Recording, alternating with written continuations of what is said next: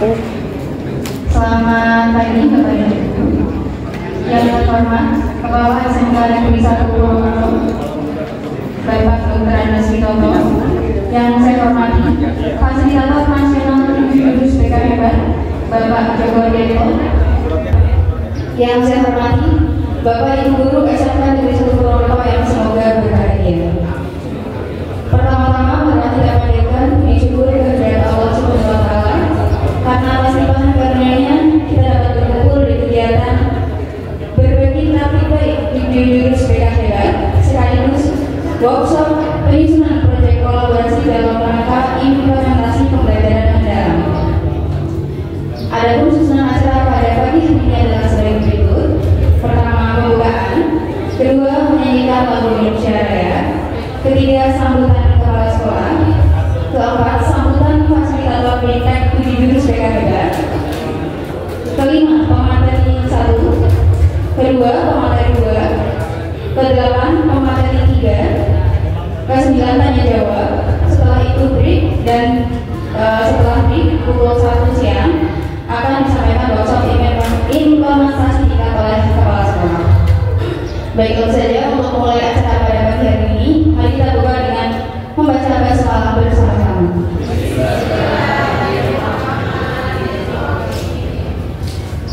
Acara selanjutnya menyanyikan lagu Indonesia Raya. Kepada Bu Titi dipersilakan, hadirin dimohon berdiri.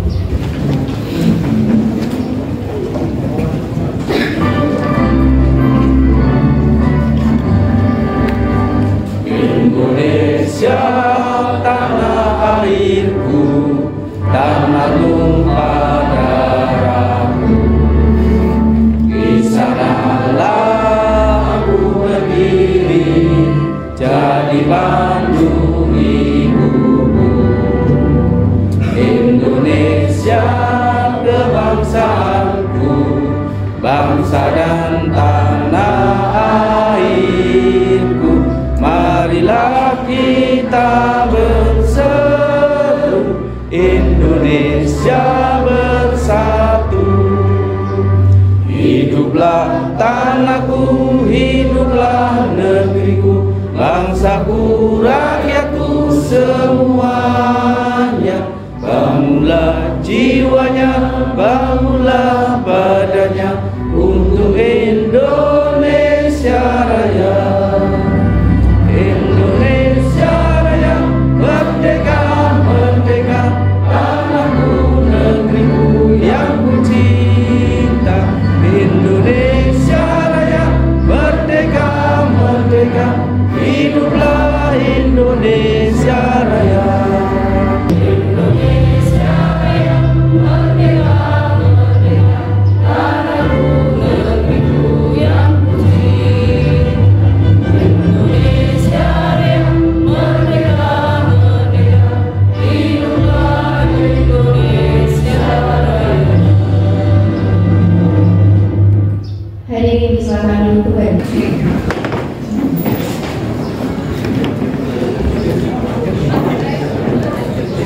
Acara selanjutnya adalah sambutan kepala sekolah kepada Bapak Dr. Andes Witoto disilakan.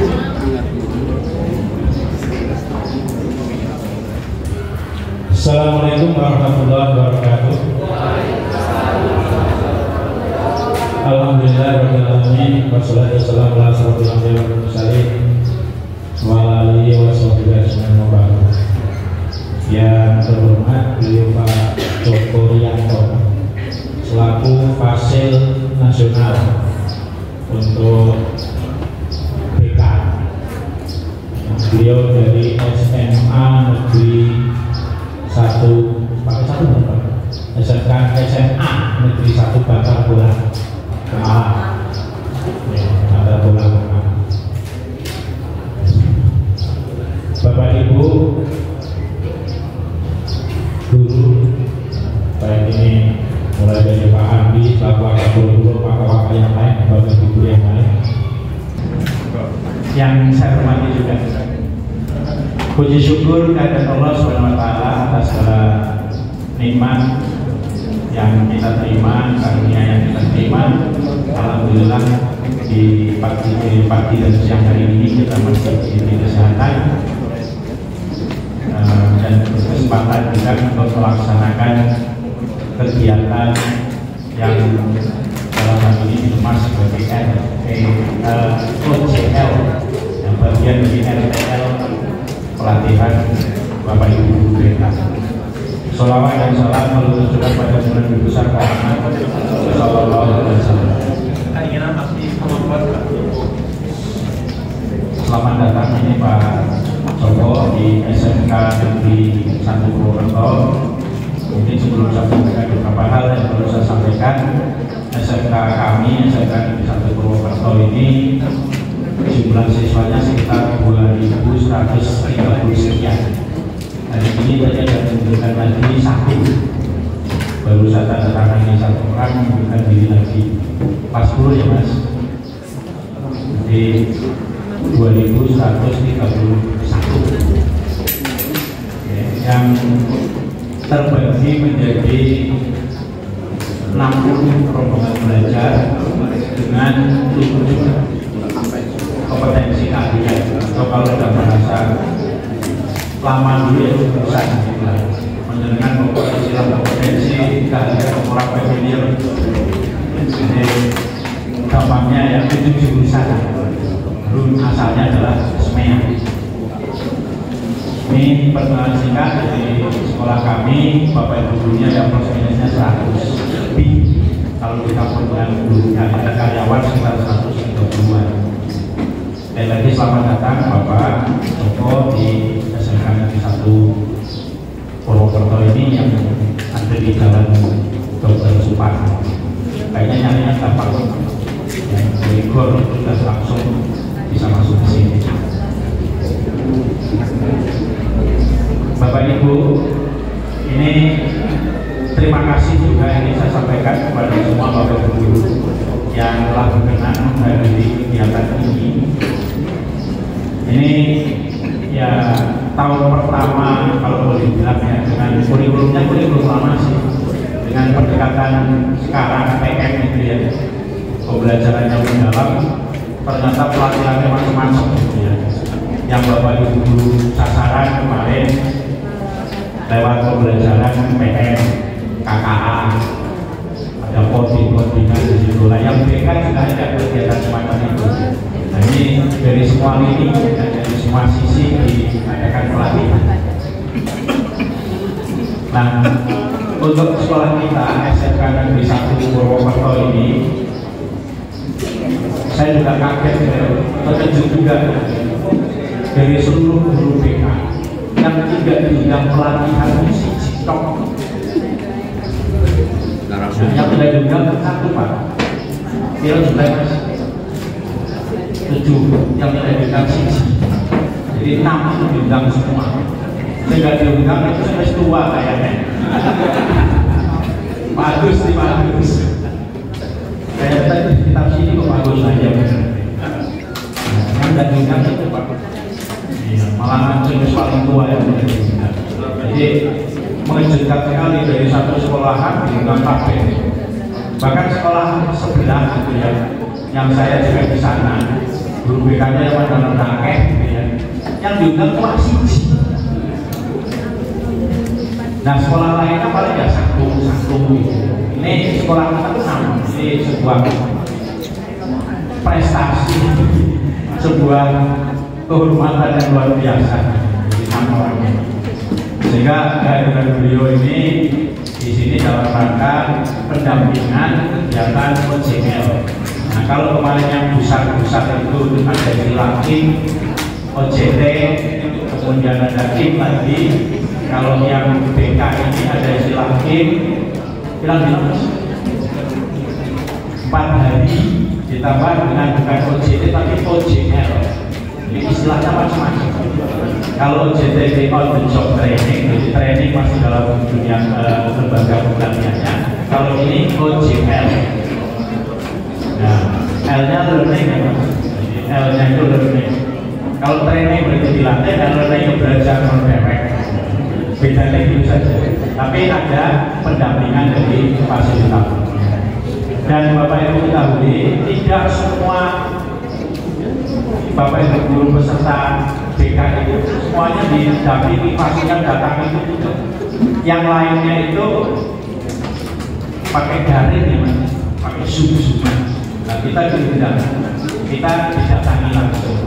Oleh karena itu pada kesempatan hari ini seluruh Bapak Ibu guru dilibatkan ya, diajak serta untuk memahami tentang kebekaan, ya, kebekaan dalam era PN, kebekaan dalam era PN, ya, dengan mindset yang sudah katakanlah menjadi growth mindset, gitu ya, atau PPB ya Mas, PPB ya, pola pikir bertumbuh. Mudah-mudahan ini ada tambahan lainnya kayak bukan PPB gitu ya, PPB. Jadi ini BK ini jurusnya banyak. Ternyata pelatihan BK mengenalkan tentang jurus, ada 7 jurus, 7 jurus tapi 7 sumur yang berbeda-beda. Nah kemarin karena kita yang diminta yang menang kegiatan ada 6, sehingga 6 itu sudah menjurus ke jurusannya masing-masing. Nah pendampingan dari ini mestinya hanya 3 orang gitu ya, tapi daripada 3 orang nanggung kabeh baik sisa. Ya, sehingga tidak ada istilah ekonomis ini dulu, sehingga semua Bapak Ibu guru mendapatkan kesempatan yang sama. Oleh karena itu Bapak sekalian, mohon nanti bisa untuk diikuti, bisa untuk di apa namanya, ya dicermati gitulah ya, sehingga kedepannya ya, pembelajaran, kemudian pengelolaan siswa, ya kita mengelola luar biasa 2100 itu apa ya, sesuatu yang luar biasa sekali. Jadi oleh karena itu sekalian saya minta satu, tolong diikuti dengan sungguh-sungguh dengan baik. Kalau ada hal-hal yang kurang paham gitu ya, yang monggo ditanyakan sampai tuntas. Boleh kan Pak Jokowi? Bertanya boleh kan? Sana biar diperpotong. Itu yang 6, yang 3 silahkan diperpotong gitu lah. Sampai mentok mundur tekan tembok aku langsung jawab. Nah, rasa jawab berarti berarti mati. Jadi tadi sumur ke-7, sumur ke-8. Demikian sekalian yang saya sampaikan, dan mohon maaf bahwa ini tidak semuanya hadir karena ada yang punya tugas lain, ada yang lanjut ke Semarang dalam kegiatan SDI, sekolah berintegritas. Ada yang sedang ikut Zoom persiapan untuk penguatan PN. Ada yang sedang MGMP. Jadi Bapak Ibu guru beberapa ini mungkin pada kesempatan hari ini tidak hadir. Mohon ketidakhadirannya bukan menjadi hal yang apa namanya mengurangi kehormatan kegiatan Bapak Ibu yang hadir. Saya ucapkan terima kasih. Mudah-mudahan sekali lagi semua langkah kita menjadi aman membaca aman soleh kita semuanya. Dan Bapak Ibu dari Allah. Saya itu yang lain-lain nanti siang. Terima kasih. Bila kita berdaya. Assalamualaikum warahmatullahi wabarakatuh. Terima kasih Bapak atas sambutan yang telah diberikan. Sambutan selanjutnya akan disampaikan oleh Fasilitator Nasional Studi Jurus BKPK kepada Bapak Joko Rianto. Disilakan. Izin berdiri, Assalamualaikum warahmatullahi wabarakatuh. Alhamdulillahirabbil alamin, alhamdulillahirabbil alamin, wassalatu wassalamu ala mursalin, asyhadu an la ilaha illallah wa asyhadu anna Muhammadan rasulullah. Yang kami hormati Bapak dan juga Bapak Andi, juga Bapak Ibu semuanya, alhamdulillah pada kesempatan pagi hingga sore nanti mudah-mudahan begitu saya bisa bertemu dengan Bapak Guru kita semuanya. SMK 1 Purwokerto itu bukan hal yang baru. Kebetulan pada saya ya, istri itu aku miliki Bapak. Kebetulan istri itu itu adalah alumni dari SMK 1 Purwokerto. Kalau nggak salah tahun 2001 gitu. Alumni ini juga jadi ada. Mungkin kalau saya jawab tahu nggak? Tapi beliau itu adalah alumni dari SMK 1 Purwokerto, dulu jurusan MB.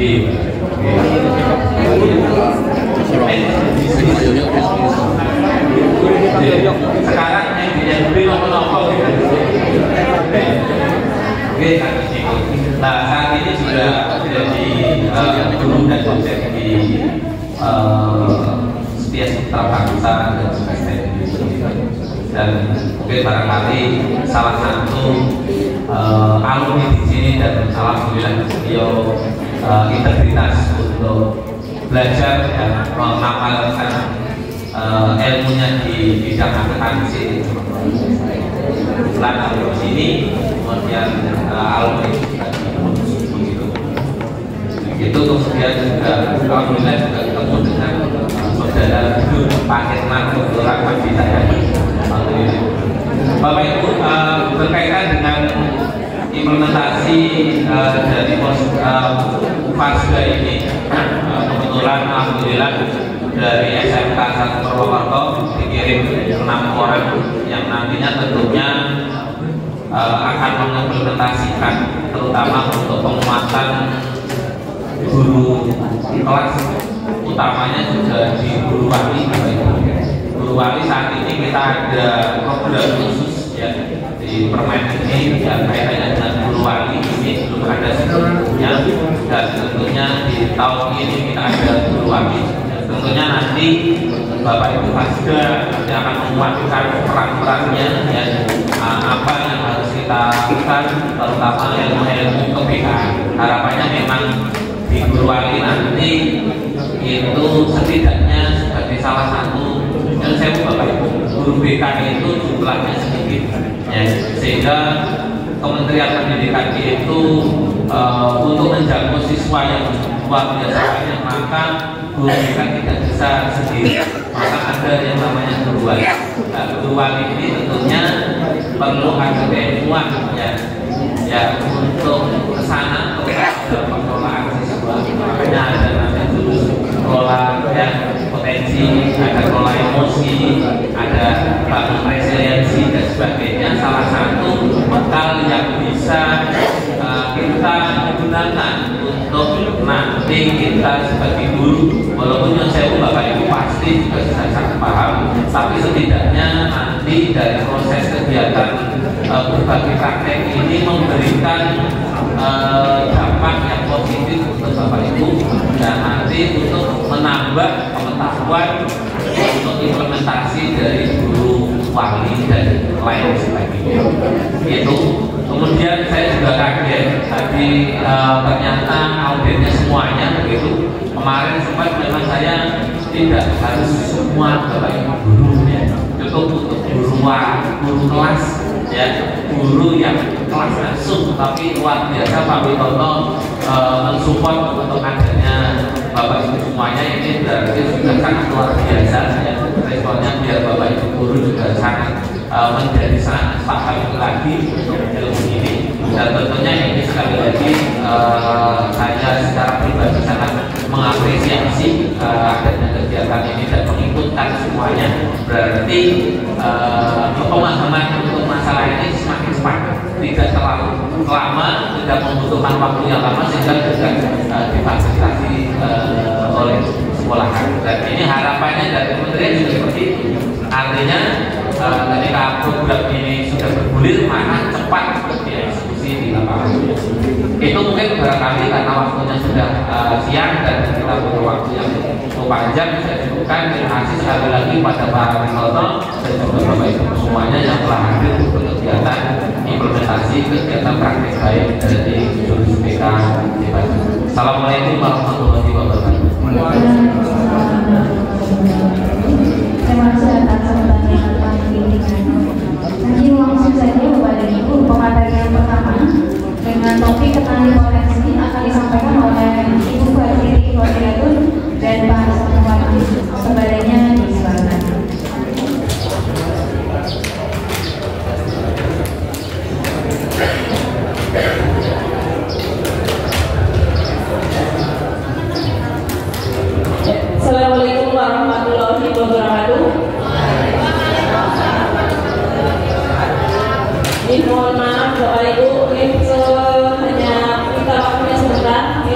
dengan kemarin hasil dari kami melakukan diklat di Solo selama 4 hari, saya akan mencoba mengimplementasikan atau memberikan praktik baik tentang 7 jurus BK yang saya akan sampaikan. Untuk jurus pertama yaitu kenali potensi.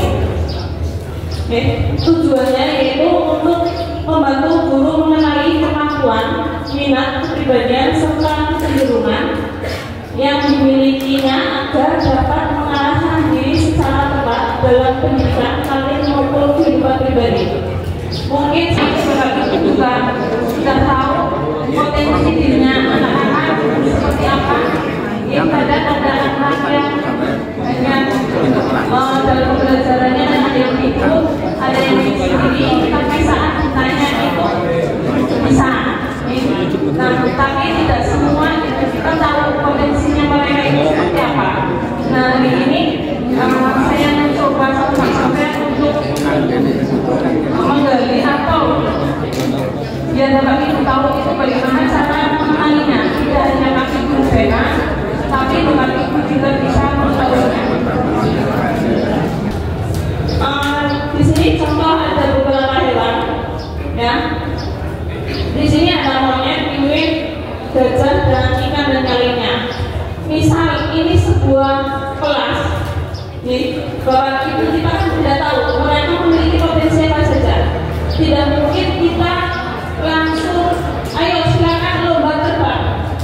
Sedangkan di situ ada ikan, ada gajah dan yang lain, itu kan tidak bisa. Jadi kita harus tahu bagaimana kita mengelompokkan anak-anak yang memiliki potensi sama atau gaya belajarnya sama. Karena dalam penyampaian memang tidak mesti anak apa yang kita sampaikan dia jelas, atau ada yang hanya cuma mendengarkan sambil lihat itu bisa masuk. Nah, dari ini nanti kita tahu bagaimana cara menggali potensinya, dia gaya belajarnya seperti apa, mereka memiliki kecerdasan dan jenisnya seperti apa. Nah, untuk kecerdasan majemuk, nanti untuk pasukan bisa menjelaskan sedikit tentang kecerdasan majemuk. Nanti bisa mulai dengan saya bagaimana mengenali gaya belajar siswa. Kepada pasukan, silakan.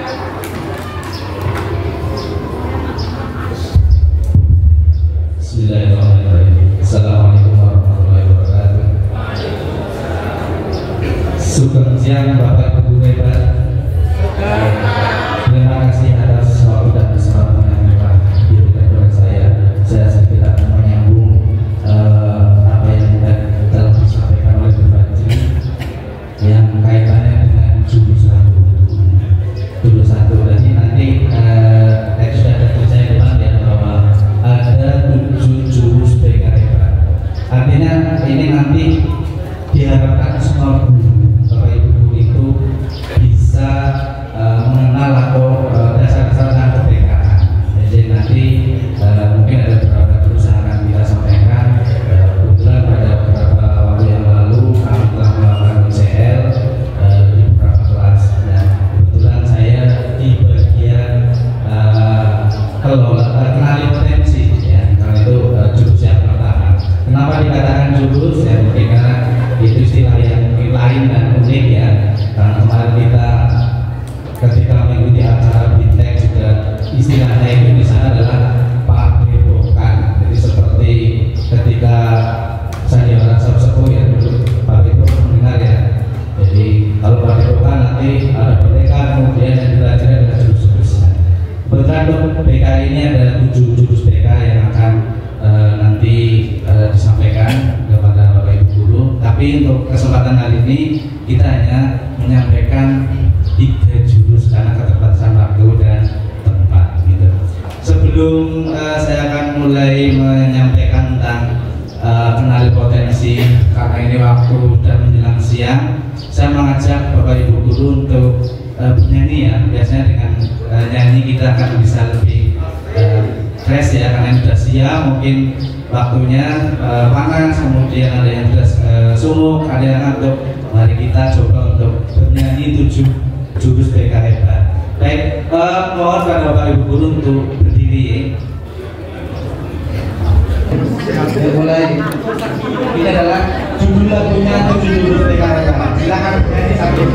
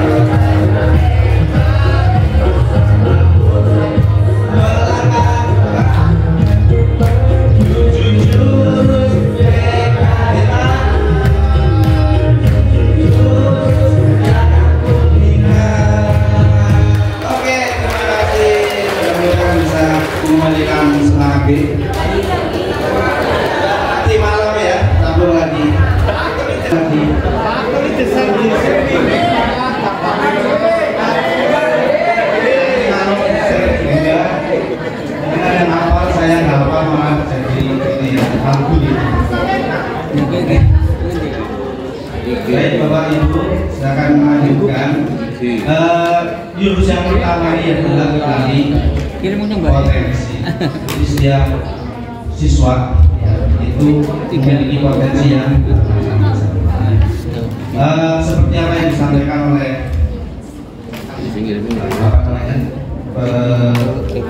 teori multiple intelligence ya, jadi tokohnya adalah Bryan Gardner ya. Jadi menurut Gardner itu bahwa manusia tidak hanya cerdas dalam satu hal saja, tapi memiliki 9 jenis kecerdasan.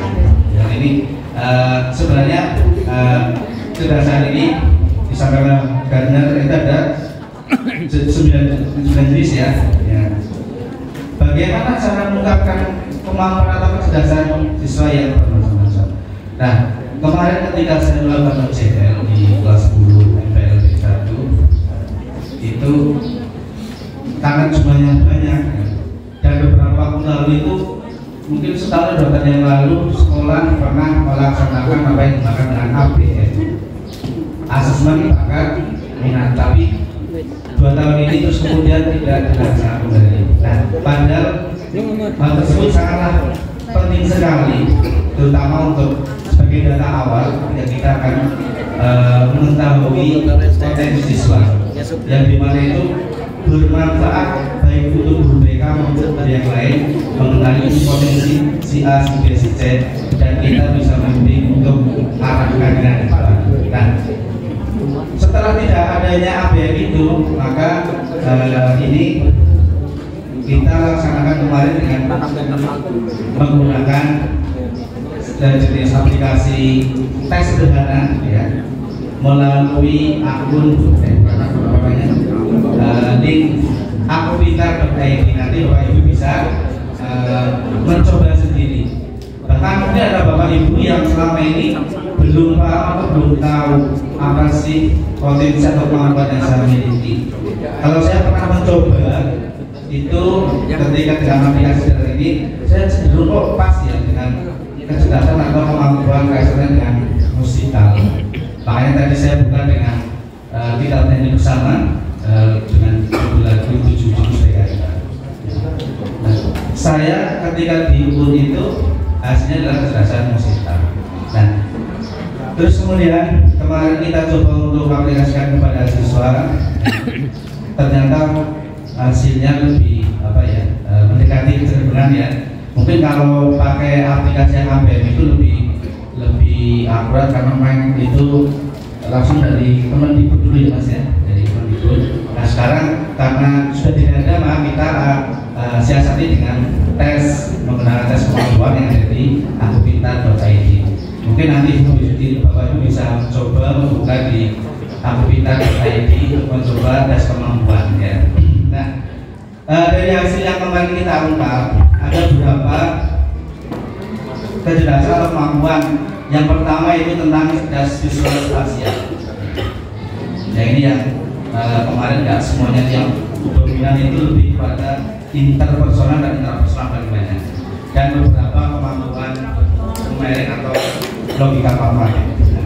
Untuk siswa yang memiliki cerdas spasial itu biasanya siswa itu memiliki kemampuan membaca dan menulis. Jadi perlu dikenal. Oh ternyata si A itu hasilnya adalah cerdas visual spasial. Kemudian pandai menyusun teka-teki. Kemudian yang untuk cerdas verbal linguistik kemarin ada juga siswa itu kecenderungan mudah mengingat informasi tertulis dan lisan.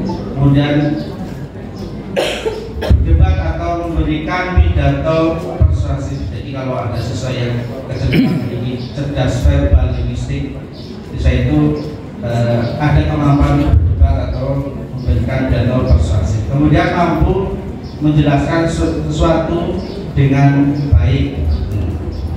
Kemudian ada juga yang cerdas interpersonal. Pada hasil cerdas interpersonal, siswa itu mampu berkomunikasi secara verbal dengan baik. Kemudian terampil dalam komunikasi nonverbal, melihat situasi dan perspektif yang berbeda. Kemudian cenderung mencipta hubungan positif dengan orang lain yang cerdas interpersonal yang seperti itu ya.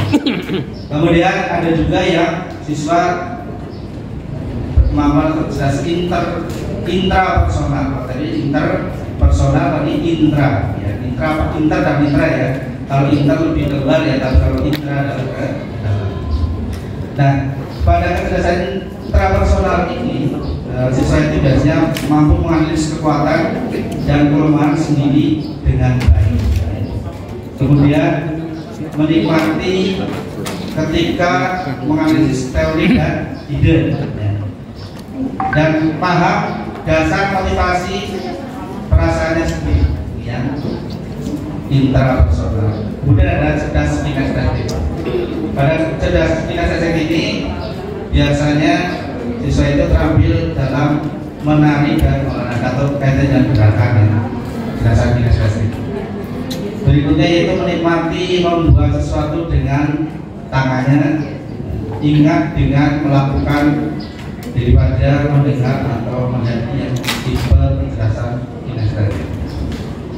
Kemudian ada cerdas naturalis. Nah ini ada juga kemarin saya menemukan hasil dari tes kemampuan dari siswa yang mungkin rata-rata setiap kelas itu ada 2 atau 3 ya dengan hasil tes kecerdasan naturalis. Jadi siswa tertarik pada mata pelajaran seperti botani, biologi, dan zoologi. Di SMK itu ada apel kupas, jadi lebih tertarik sebelum ke sana ya. Kemudian mengkategorikan dan membuat katalog informasi dengan mudah. Berikutnya itu nikmati berkemah, berkebun, hiking dan menjelajah alam bebas. Biasanya ini siswa yang seperti ini lebih cenderung mengikuti ekskul, lari apa namanya? Ya, PPA, yoga, rimba, gitu. Biasanya senang sekali. Atau yang suka ikut camping, ya. Terus kemudian yang suka jalan-jalan, hiking dan lain-lain ya. Berikutnya ada hasil yang kemarin juga ada di beberapa kelas itu ada yang lebih banyak di logis matematis atau matematis, terutama di akuntansi. Dan saya menemukan lumayan ya, banyak ya. Jadi logis matematis ini siswa memiliki keterampilan memecahkan masalah yang sangat baik, kemudian senang memikirkan ide-ide abstrak seperti melakukan eksperimen ilmiah, dapat memecahkan perhitungan yang rumit. Kemudian yang berikutnya adalah cerdas musikal. Dari kemarin yang saya coba untuk melakukan tes ini, ada juga siswa yang memiliki kemampuan cerdas musikal. Dalam hal ini siswa itu biasanya peka terhadap musik, nada dan ritme. Kemudian suka mencipta lagu. Jadi biasanya kalau ibu yang suka mencipta lagu itu cenderung untuk memiliki kecerdasan musikal. Mampu menghargai dan menikmati berbagai jenis musik. Itu beberapa hasil yang kemarin saya lakukan untuk mencoba tes kemampuan. Ada 9 kecerdasan yang didapatkan ya, dari siswa itu. Kemudian, nah hasil ini nanti depannya akan sebagai dasar data dasar untuk mengarahkan atau mendidik siswa. Misalkan kalau misalkan ada yang kecerdasan naturalis, maka diarahkan kalau bisa ya ikut tes full, misalkan PPA, kemudian bisa pramuka atau PNR ya, yang sering bikin atau berpetualang. Nah, kemudian juga yang cerdas musikal diarahkan untuk mengikuti ekskul. Nah, itu manfaatnya ya Bapak Ibu ketika kita mengetahui potensi ya siswa, mengenal siswa, agar supaya nanti ketika kita kedepannya bisa membimbing mengarahkan siswa untuk terutama karirnya ya, pilihan karir. Kan ada kadang juga siswa yang sampai kelas 12 itu bingung, saya mau pilih jurusan apa, saya mau kemana, masih bingung. Maka dengan bekal dasar tadi, kata tadi, maka kita bisa menyampaikan ini loh gambaran kamu memiliki kecerdasan seperti ini, sehingga kedepannya nanti bisa diarahkan untuk karir. Nah, mungkin Bapak Ibu bisa mencoba untuk mempraktikkan ini ya. Jadi silakan monggo yang bawa HP untuk dibuka melalui Google Chrome ya. Ya, buka atau ditulis akupintar.id ya. Coba silakan monggo. Nanti aja. Itu lebih penuh. Oke. Ya. Ini adalah salah satu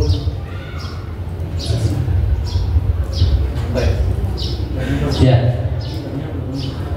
Ya, karena ini ada ya berkredit ya ini ya webnya, maka nanti Bapak Ibu bisa mempraktekkan di rumah ya. Silakan ketik akupintar.id, nanti pilih tes kemampuan ya, Dan saya belajar. tes kemampuan dan gaya belajar gitu ya. Karena ini sudah profit sehingga tidak bisa masuk ke sana. Baik, monggo selanjutnya Fajri akan melanjutkan jurusan. Tadi sudah ada beberapa macam, ada 9. Kebetulan kami atau saya kemarin juga ada 3 kelas menyampaikan itu justru kebanyakan anak mendapatkan tes kecerdasan majemuk di intrapersonal dan intra sama interpersonal, tapi juga ada yang di naturalis dan yang lainnya. Dan di sini saya akan menceritakan beberapa sedikit tentang gaya belajar. Nanti untuk melakukan tesnya mungkin sama dengan yang untuk tes kemampuan kecerdasan di situ juga nanti di bawah setelah ini selesai ada juga tes untuk mengetahui gaya belajar. Nah, kebetulan kemarin saya sempat ke siswa untuk memberikan contoh mereka membuat tugas yang kalau yang seperti ini ada 3, yaitu tes gaya belajar kinestetik, auditorial, sama visual.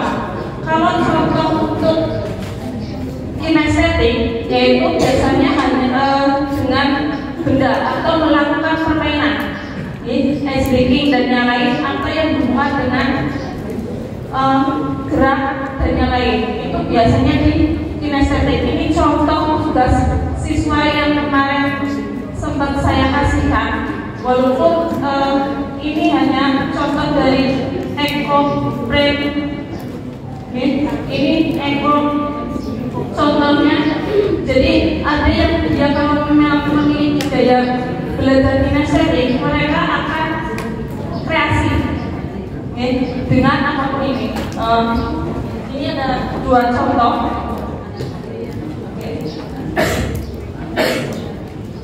Ini ada 2 contoh. Ini Eko Print untuk terapi BK. Jadi dia hanya mencari 7 benda yang menurutnya itu sama dengan kehidupannya. Ada yang dia kreatif membuat seperti ini dengan tempelan sesungguhnya bendanya atau hanya dengan gambar. Nah, itu contoh yang kinestetik. Kalau yang ini adalah contoh gaya untuk yang visual. Untuk visual, ini anak saya kemarin untuk tentang kehidupan pribadi, tentang data dirinya, menceritakan. Kalau anak yang kreatif memiliki gaya belajar visual, berarti dia akan menggambar seperti ini. Dia akan lebih paham atau lebih mudah dengan menggambar yang berwarna-warni. Nah, seperti ini juga sama. Nah, selanjutnya itu gaya belajar auditory.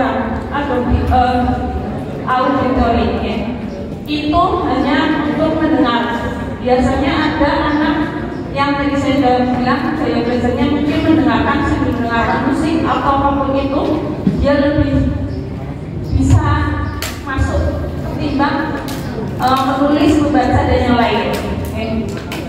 Itu untuk gaya belajar ada 3, berarti tadi yang visual, auditory, sama kinestetik.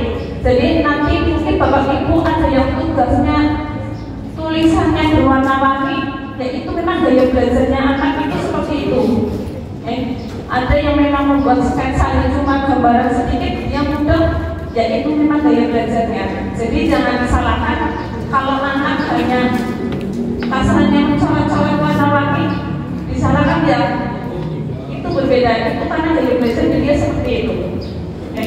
Itu untuk gaya belajar 3 penjelasan tentang potensi. Sebagai penutup, potensi bukanlah apa yang sudah kamu capai, tetapi apa yang bisa kamu capai jika kamu berusaha. Karena potensinya itu karena kita juga tidak tahu.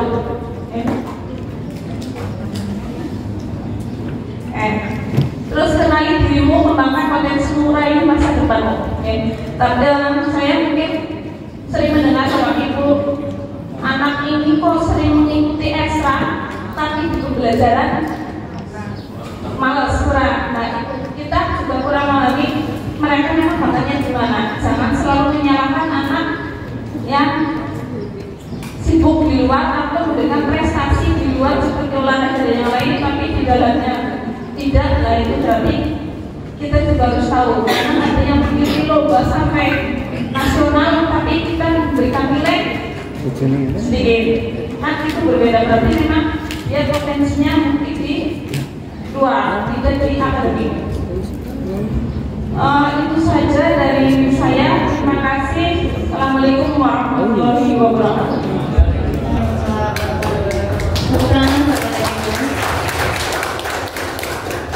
Terima kasih Bu Fadri dan Mas Johan untuk materi yang pertama. kedua temanya adalah kelola emosi, akan disampaikan oleh Pak Ratsongko Mamitantri. Kepadanya disilakan.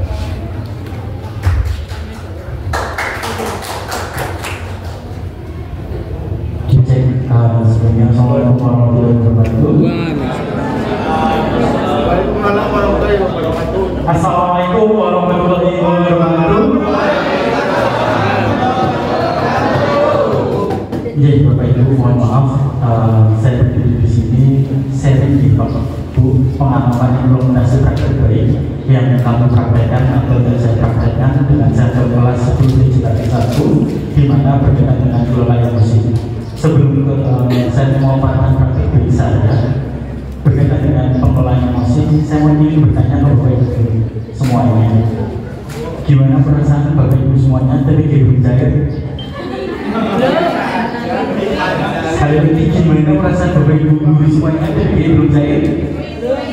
Masih benar-benar cemas ya. Takut baik. Ya.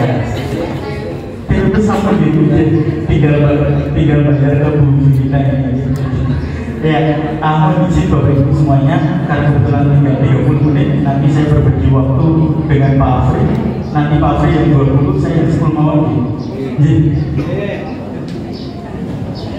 Nah, di awal ketika kami mempraktekkan tentang kelola emosi itu, kami memberikan sebuah cerita Bapak Ibu. Jadi dalam pelatihan yang di Solo ini kami ditawarkan sebuah metode baru, yaitu ARKA. ARKA itu di mana itu terdiri dari aktivitas, refleksi, konsep, dan aplikasi. Sehingga harapan yang ditawarkan ke kami Bapak Ibu semuanya ketika masuk ke kelas, harapannya bukan lebih awal dalam tanda kutip memberikan materi, namun pernahkah Bapak Ibu atau sudah khas setiap harinya ketika menyapa anak-anak semuanya dengan sapaan bagaimana kabar hari ini? Sudah sering Bapak Ibu dilakukan? Sudah? Kalau sudah, pernahkah Bapak Ibu lebih mendalam lagi bagaimana keadaan Bapak Ibu kalian semuanya? Lebih mendalam lagi, apakah uang saku kalian masih ada? Nah, harapan yang diharapkan dari kami diajarkan seperti itu harapannya nantinya Bapak Ibu juga mempraktekkan sebelum masuk ke ruang kelas, harapannya mengetahui kondisi siswa di dirinya terlebih dahulu. Karena apa? Bapak Ibu mohon maaf ya, berita dari Banten yang sangat kuat yaitu yang sangat baik, yaitu hanya menegur siswa yang merokok berujung pada pidana. Jadi Bapak Ibu semuanya, siswa kita sekarang lebih aktif, sehingga harapan dari kelola emosi ini harapannya Bapak Ibu ketika masuk kelas nantinya bisa mengetahui kadar emosi dari siswa Bapak Ibu semuanya. Sehingga dari praktek yang saya lakukan, ya ini ceritanya saya saja ya Bapak Ibu. Jadi ARKA itu yang pertama yaitu aktivitas. Jadi saya membuat sebuah cerita ya, yang seperti ini, nanti saya kasih kesimpulannya.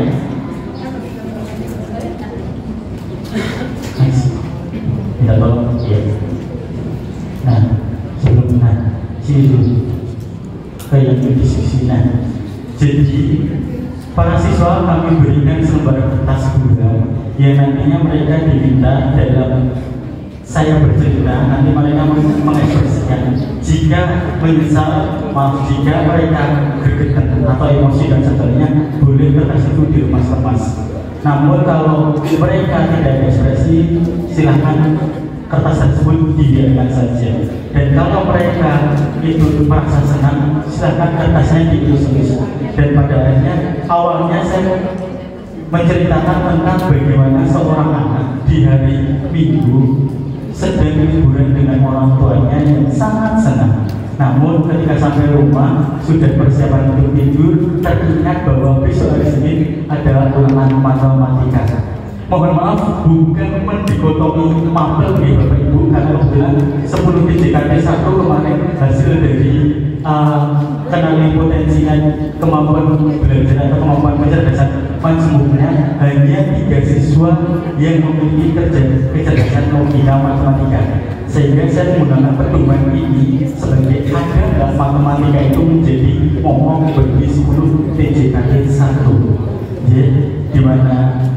ketika sudah pulang dari rumah ternyata ada ulangan matematika di sini, dan posisi yang pertamanya ingin segera tidur akhirnya punya berubah. Anaknya terpaksa belajar dan sampainya tiduran dan dibangunkan oleh orang tuanya. Ketika dibangunkan orang tuanya posisi sudah 6:30 sampai sekolah terlambat. Nah, ketika sampai sekolah terlambat dalam posisi azan dulu. Mohon izin saya lanjut terlebih dahulu, di mana sampai sekolah bannya bocor dan posisi anak tersebut terlambat. Dan kebetulan karena kita sudah berangkat, ternyata ada kebijakan keterlambatan karena kita sudah berangkat. Dengan omongan seperti apapun biasa seperti omelan, ya sudah ada diikuti. Namun waktu sudah selesai dengan anak tersebut kembali ke kelas. Sebenarnya ada lagi ya. Jadi kita selesaikan aja dulu. Apa kita lanjut ya? Lanjut dulu ya. Sampai kelas anak itu dalam posisi terlambat dan ternyata ketika kamu tanya temannya, jadi ada ulangan matematika atau tidak, temannya menjawab kan sudah diumumkan di grup hari ini Pak Andi sedang ganas keluar, sehingga tidak jadi ulangan. Bagaimana selesai anak kita?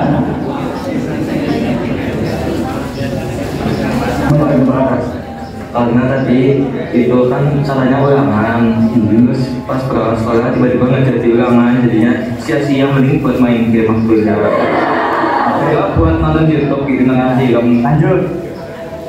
Pernah waktu SMP, jadinya itu Kata kancan. kan udah belajar sampai mati-matian, sampai terlambat, terus tiba-tiba motornya gembes gitu loh. Pas datang ke sana, temennya bilang gak jadi ulangan. Ya udah, kalau saya luangkan kesini Pak. Kesel loh.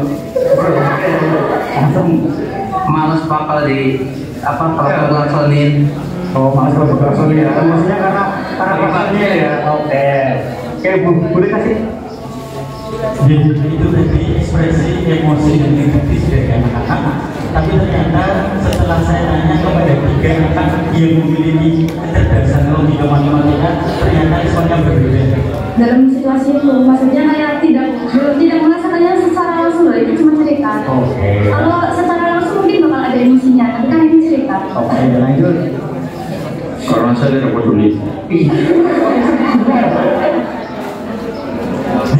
Tadi ekspresi dari anak sebenarnya panjang, saya cari judulnya belum ketemu. Jadi pada intinya aku menyampaikan saya tidak peduli karena dia belajar itu tugas saya sebagai siswa. Dan 3 anak tersebut yang memiliki kecerdasan logika matematika. Dan setelah itu saya mencoba memberikan kuesioner terhadap bagaimana anak mengenal emosionalnya yang saya buat seperti ini ya. Jadi nanti bisa memetakan dari bagaimana penonton emosi dari siswa dari 10 JKT 1. Saya dapat hasil seperti ini. Jadi referensi dari angkat yang saya buat itu yang terjadi ini ya Bapak Ibu yang kita yang di depan, sehingga bisa didapat data seperti ini. Anak-anak kita di 10 JKT 1 di mana ketika berbicara berkaitan dengan self-awareness, iya.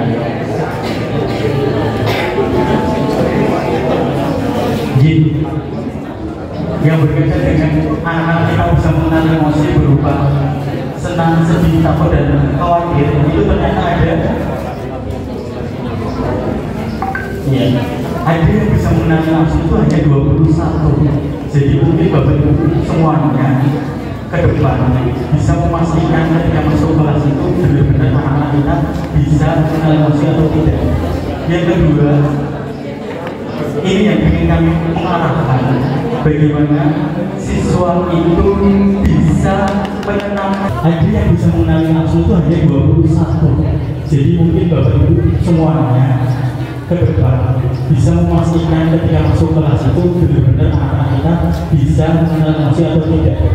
Yang kedua, ini yang ingin kami mengarahkan, bagaimana siswa itu bisa menenangkan dirinya atau tidak ketika sedang dalam keadaan mana takut malah khawatir. Data yang kami dapat ternyata baru 16 siswa dari 35 siswa yang mampu mengendalikan dirinya ketika sedang emosi. Bapak Ibu, ini baru sampel satu kelas ini. Jadi selanjutnya, bagaimana tanggung jawab anak kita bahwa ketika mereka emosi, mereka berpikiran dampaknya kepada orang lain. Ternyata juga baru 14 siswa yang bisa berpikiran bahwa emosi saya nanti negatif atau positif. Itu yang secara clear baru 14 siswa. Sementara yang mereka yang memiliki keterampilan realisasi itu dari pertemanan dengan teman sekelas atau satu sekolah secara sehat, alhamdulillah sudah 28. Jadi mereka masih bisa saling mengenal siswa satu antara lainnya. Begitu juga dengan hubungan sosialnya, memiliki rasa peduli dan bisa belajar selaras dengan rumah dan sebagainya yang berlaku. Itu juga ada 28 siswa.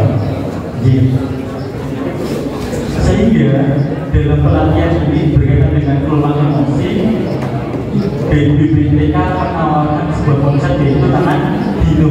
Dimana tangan dino itu, Bapak Ibu semuanya, susunan otak kita itu terdiri dari korteks, limbic brain dan reptilian brain, yang dimana ini yang berkaitan dengan emosional kita semuanya.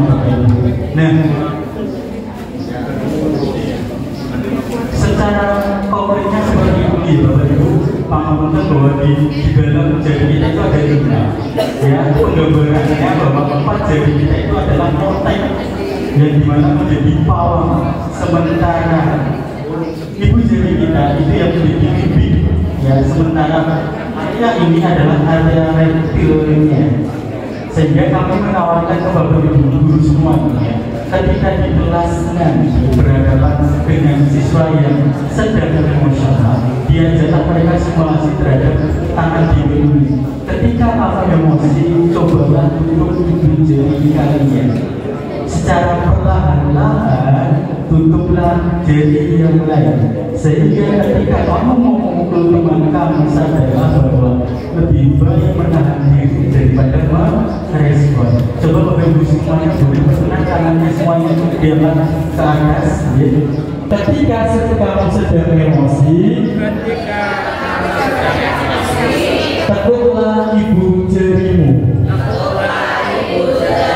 Rasakan yang apa kamu rasakan.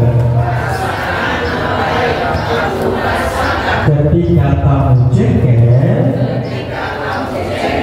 jarimu turunkan satu persatu.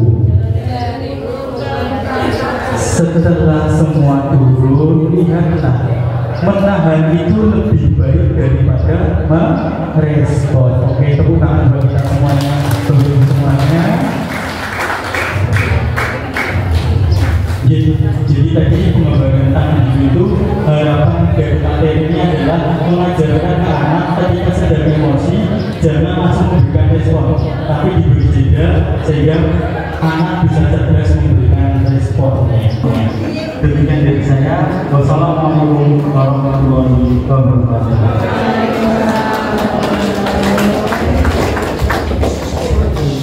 Terima kasih Pak Joko atas materi ekonomisnya. Menyambung ke materi yang ketiga atau yang terakhir dari BK, yaitu bangun kolaborasi yang akan disampaikan oleh Bapak.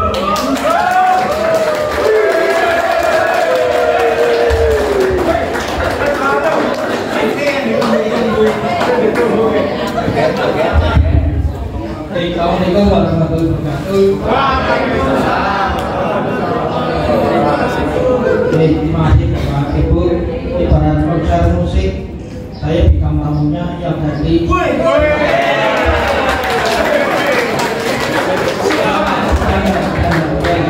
Karena tepuk tangannya lebih banyak. Ada di bawah itu. Gimana?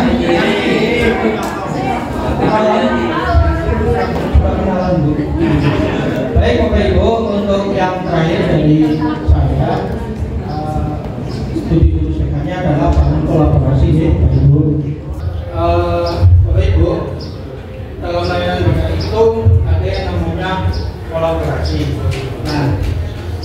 kolaborasi itu apa sih sebenarnya?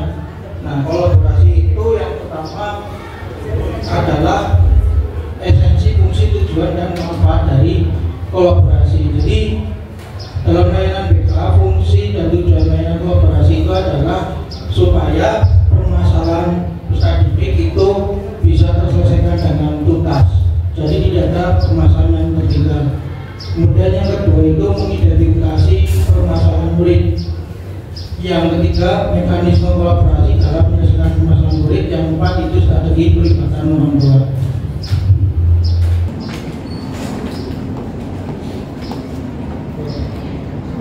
Untuk dari saya gitu, jadi IPK itu satu masalah, satu panggilan kolaborasi. Jadi setiap ada satu permasalahan peserta didik atau murid, berarti itu merupakan satu panggilan kolaborasi bagi kita semua.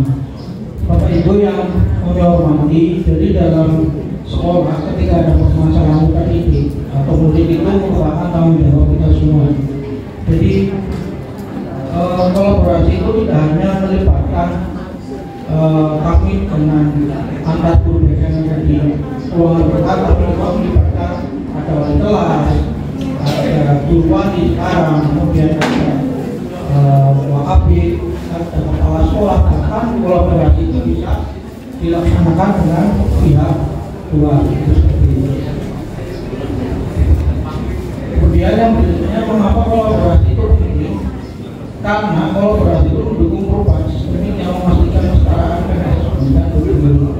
Jadi layanan kolaborasi dilaksanakan itu tanpa adanya pembeda. Jadi semua murid itu mendapatkan hak dan kesetaraan yang sama dalam layanan bimbingan konsul di sekolah. Yang kedua, dengan adanya kolaborasi efektif dengan guru mapel, guru wali, dan guru BK dapat mengintegrasikan sumber daya dan keahlian masing-masing pemangku kepentingan sehingga dapat mendukung perkembangan murid yang holistik. Jadi seperti ini ya Bapak Ibu. Ketika ada siswa yang bermasalah, kira-kira dalam menyelesaikan itu bisa dengan sendiri-sendiri atau tidak? Misalkan contoh ada siswa yang sering tidak berangkat sekolah, kira-kira bisa diselesaikan oleh guru BK sendiri atau wali kelas sendiri atau tidak? Kira-kira bisa nggak?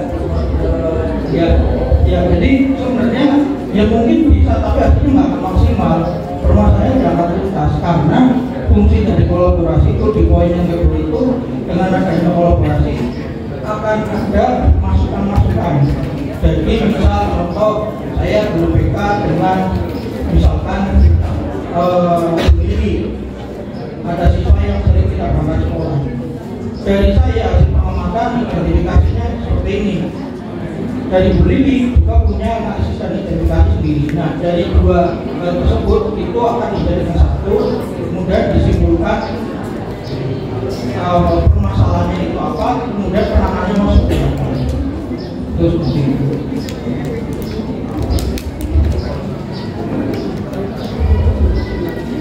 Nah, Bapak Ibu, ini peranan masing-masing dalam kegiatan kolaborasi di antara guru mapel, guru wali atau guru kelas atau SD, kemudian ini guru BKB yang sebelah sini.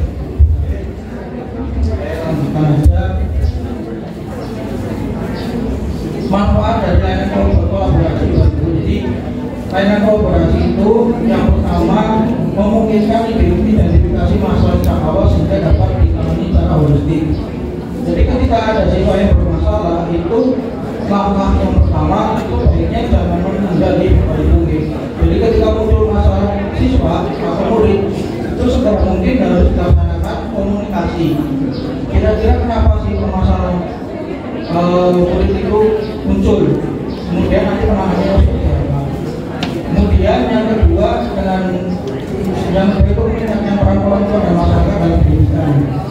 Jadi dengan adanya kolaborasi dengan orang tua, diharapkan orang tua dapat berperan dalam belajar di sekolah. Jadi yang namanya layanan kolaborasi juga melibatkan yang namanya orang tua yang sudah kami lakukan di BK itu ya salah satunya melakukan panggilan orang tua dan kunjungan. Dan lagi yang Ibu, Nah, identifikasi dan level masalah itu ada dua, bisa diidentifikasi secara mandiri maupun kolaborasi, tapi yang paling cepat itu dengan kolaborasi. Nah, Bapak Ibu, untuk layanan kolaborasi itu pendekatannya menggunakan MTSS itu, dari multi tier system of support. Jadi dalam layanan kolaborasi itu ada 3 tingkatan atau bisa dikatakan dengan tier 1, tier 2 dan tier 3. Nah, tier 1 itu yang seperti apa, tier 2 yang seperti apa, tier 3 yang seperti apa. Jadi kalau tier 1 itu seperti ini ya, kalau tier 1 itu jenis masalahnya universal. Universal itu berarti yang sifatnya umum, misalnya kesulitan akademik karena instruksi umum yang kurang efektif, misalkan ada tugas-tugas yang mungkin siswa itu belum paham sebenarnya maksud tugasnya seperti apa, jadinya tugas itu kan bingung penyelesaiannya harus bagaimana. Jadi masalahnya universal. Yang kedua, terapkan tidak teraturan perilaku ringan seperti gangguan kelas. Misal ketika pelajaran ada yang tidur di kelas, ada yang ngobrol sendiri. Yang ketiga, kurangnya keterampilan sosial dasar atau kesadaran emosional. Nah, biasanya yang sering muncul di kelas 1 itu biasanya anak itu baper, dia berkumpul. Nah, baper kadang-kadang ada 3 orang atau 5 orang sudah duduk, berkumpul, sudah ngobrol, tiba-tiba ada 1 orang siswa lewat, tiba-tiba yang tadi dari ngobrol diam, hanya yang satu jadi baper. Nah, ini kan karena kurangnya keterampilan sosial dasar atau kesadaran emosional. Yang berikutnya ketidakhadiran atau keterlambatan ringan. Yang terakhir kebutuhan keterampilan transisi atau karir dasar. Jadi TSP itu sifatnya universal, jadi umum.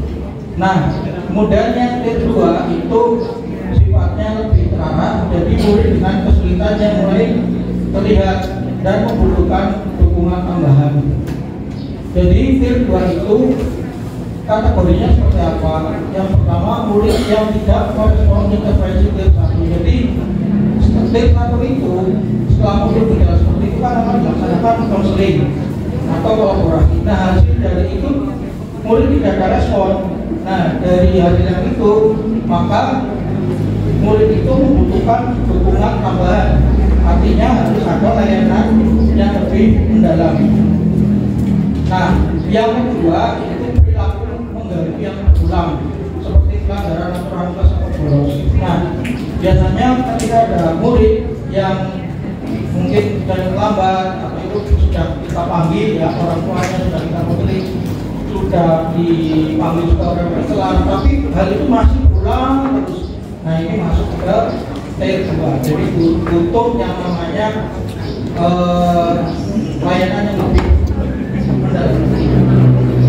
Yang ketiga, prestasi akademik menurun meskipun sudah ada dukungan dasar. Nah, ini juga merupakan butuh dan terarah dukungan dasar ini apa? Misal siswa itu prestasi akademiknya turun, ternyata dalam pembelajaran mungkin tidak punya buku, tidak punya buku catatan atau buku apa. Dan itu sudah diberikan dukungan dasar dengan dibantu dengan adanya buku dan sebagainya. Tapi prestasi akademiknya tetap turun. Nah, ini harus ada yang namanya layanan yang lebih terarah atau lebih mendalam. Yang keempat, kecemasan sosial atau kesulitan berinteraksi dengan teman sebaya. Biasanya yang ini itu karena bullying, karena bullying itu siswa itu punya rasa cemas yang berlebihan sehingga merasa takut ketika bertemu dengan orang. Yang terakhir, ketidakmampuan mengelola stres atau konflik secara produktif. Nah, biasanya siswa yang seperti ini itu yang dalam tanda kutip yang sering kita temui itu yang sering pergi dari rumah. Biasanya siswa yang pergi dari rumah biasanya itu ada konflik dengan orang tua. Nah, ketika ada konflik dengan orang tua itu tidak mampu sebagai fasilitator di rumah, akhirnya siswa itu stres, kemudian bisa lari dari itu ya, untuk tier 2 Pak Ibu. Kemudian untuk tier 3, nah ini kalau udah tier 3 itu berarti lebih intensif, berarti kolaborasi ini tidak bisa hanya dilakukan antara guru BK dengan wali kelas atau guru wali, tapi sudah melibatkan psikolog atau psikiater. Karena kalau T3 ini lebih arahnya ke gangguan mental. Saya lanjutkan Bapak Ibu. Nah, indikator perlunya adanya kolaborasi dalam penanganan masalah murid di T3. Jadi indikatornya apa sih, tanda-tandanya harus dilakukan penanganan kolaborasi? Yang pertama, masalahnya ini berulang terus atau kronis. Jadi sudah dipanggil oleh wali kelas, tapi masih diulangi lagi seperti itu terus. Sudah dipanggil oleh guru BK, tapi masih seperti itu terus. Nah, ini perlu adanya kolaborasi. Dari kolaborasi itu diharapkan ada identifikasi masalah yang jelas, kemudian ditentukan penanganannya seperti apa. Kemudian yang kedua, masalahnya itu mempengaruhi banyak area kehidupan murid. Jadi yang dimaksud dengan mempengaruhi banyak area kehidupan murid itu seperti ini Bapak Ibu. Ya, misalkan ada siswa yang ketika pelajaran terus kemudian menerima hasil ulangan itu nilainya turun dari ulangan pertama, ulangan kedua, ulangan ketiga. Nah, kadang-kadang kita melihat itu hanya permasalahan di satu sisi. Permasalahannya apa? Hanya itu aja gitu. Padahal kalau kita melakukan kolaborasi, kita edukasi, biasanya permasalahan itu muncul karena dukungan dari rumah. Mungkin di rumah itu tidak ada tempat belajar yang aman, mungkin orang tua itu sering tekan, jadi dia tidak bisa belajar, efeknya masuk ke nilai belajar yang turun. Kemudian yang ketiga itu kebutuhan intervensi lintas konteks. Jadi masalah yang terjadi di rumah, di sekolah atau di sosial lainnya yang memerlukan komunikasi antara guru, orang tua, konselor dan mungkin profesional eksternal. Nah, jadi yang ketiga ini misalkan tadi ya karakter kita itu ya ketika ada masalah di rumah mungkin konflik dengan orang tua akhirnya menimbulkan stres dan sebagainya, siswa itu akhirnya pergi dari rumah dan sebagainya. Nah, ini perlu adanya kolaborasi dengan tidak hanya dengan pihak guru BK dan wali kelas, tapi juga dengan profesional yang lain.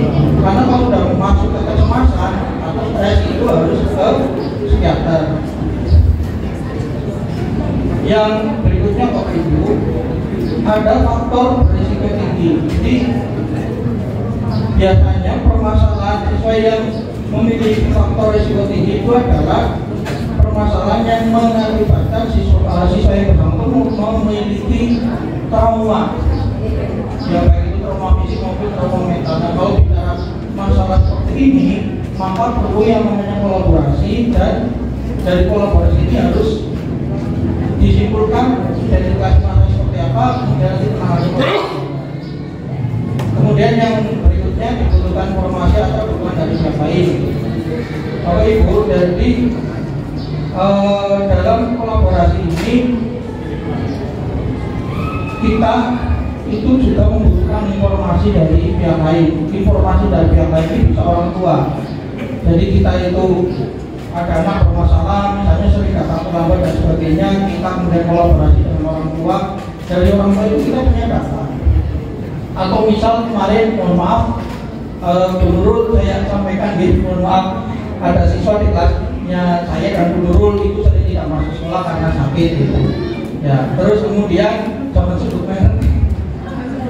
Ya, nah itu kemudian kami berdua itu panggil orang tua, kemudian visit, dan dari hasil itu dapat dari data ternyata anak yang baru bersangkutan punya sakit ini, tapi dia itu tidak pernah mau menghindari faktor penyebab sakitnya apa gitu. Nah, itu seperti itu. Oke, Bapak Ibu, ini daftar indikator masalah yang perlu diselesaikan dengan kolaborasi dengan pihak-pihak terkait. Jadi masalahnya itu berulang atau kronis, masalahnya bernama pada beberapa aspek kehidupan murid, masalahnya terjadi di berbagai konteks, ya jadi bisa dilihat di rumah dan di sekolah, kemudian adanya faktor risiko tinggi seperti trauma, kekerasan atau kesehatan mental serius. Yang terakhir diperlukan informasi dari guru, orang tua atau pihak lain untuk memahami masalahnya. Oke Bapak Ibu, ini mekanisme kolaborasi ini Bapak Ibu. Jadi mekanisme kolaborasi atau urutan dalam melakukan kolaborasi menurut MTSS itu yang pertama dilakukan identifikasi. Jadi identifikasi ini dilakukan oleh guru, ya guru BK atau wali kelas atau guru wali, kemudian juga orang tua. Nah, dari data-data yang diperoleh itu kemudian diidentifikasi kira-kira apa sih yang menyebabkan permasalahan pada murid itu muncul. Nah, kemudian setelah ada identifikasi dilakukan diskusi awal. Nah, kemudian dari hasil identifikasi masa itu dilaksanakan yang namanya konferensi kasus ya Bapak Ibu. Konferensi kasus itu melibatkan guru BK, kemudian ada guru wali atau wali kelas untuk menentukan dari data yang sudah terkumpul dan identifikasi itu permasalahan juga itu masuknya di mana tier 1, tier 2 atau tier 3, karena hasilnya itu akan menentukan level intervensinya. Saya lanjutkan lagi ya Bapak Ibu. Nah, ini masalah-masalah yang muncul kalau tier 1, tier 2 seperti apa. Saya lanjutkan lagi ya Bapak Ibu karena waktunya sudah lebih dari 30 menit.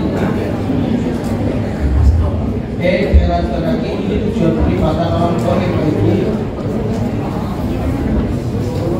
Nah, ini strategi pelibatan orang tua berbasis MTSS pada tier 1, tier 2, tier 3. Jadi tier 1 itu berarti orang tua yang memberikan informasi dan harapannya terkait dengan perilakunya itu dari tiga itu seperti apa. Kemudian mengundang orang tua dalam kegiatan sekolah, di workshop atau variety class, kemudian menyediakan komunikasi. Kalau tier 2 berarti adanya komunikasi terjadwal tentang perkembangan. Misalnya orang tua itu diberi lembar pengamatan. Dan yang ketiga itu mengundang orang tua dalam menyusun evaluasi dan integrasi perilaku.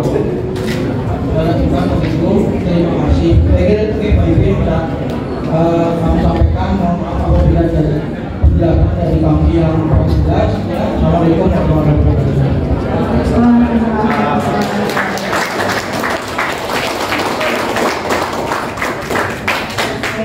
Untuk materi 1, 2, dan 3 sudah selesai. Mungkin ada pertanyaan sebelum kita break? Tidak ada sebut? Jadi kalau tidak ada, berarti pertanyaan kita tiadakan. Untuk sekarang kegiatannya sudah selesai dan kita akan melaksanakan break sampai pukul 1 siang. Nanti setelah pukul 1 kembali lagi ke workshop karena pematerinya langsung dari kepala sekolah, yaitu Bapak Dr.